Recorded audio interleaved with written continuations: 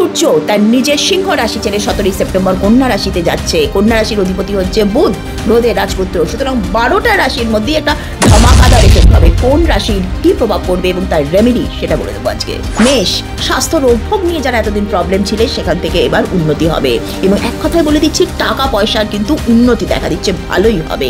প্রত্যেক দিন সূর্য ভগবানকে জাস্ট প্লেন জল অর্পণ করো, মিরাকেল রেজাল্ট পাবে। বৃষভ রাশি, শরীর স্বাস্থ্য ভালো যাবে না, রিলেশনে ট্রাভেল আসবে নিজের লোকদের মধ্যে, বেবাজার ঝামেলা লেগে থাকবে এবং চাকরির ক্ষেত্রে কোনো রিস্ক নিতে যেও না।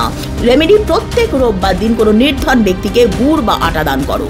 মিথুন, বিনা কারণে লোকের সাথে তোমাদের ঝামেলা লেগে যাবে, তোমার দোষ না থাকা সত্ত্বেও প্লিজ শান্ত থাকো।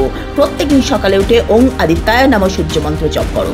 কর্কট, সূর্যের রাশি পরিবর্তন সব ক্ষেত্রে জীবনে তোমাদের মোটামুটি পজিটিভ ফল দেবে, স্পেশালি কর্মজীবনে।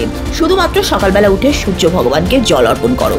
সিংহ রাশি, সূর্য সিংহ রাশি থেকেই বেরিয়ে যাচ্ছে, তাই সিংহ রাশি তোমাদের জন্য একদম সময় ভালো যাবে না।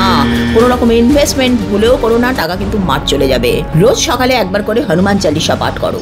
বাকি যে কটা রাশির লোক কাদের সর্বনাশ হবে আর কাদের জীবনে লাভ হবে সেটা যদি জানতে চাও আমাকে কমেন্ট করবে, আমি ডেফিনেটলি বলবো।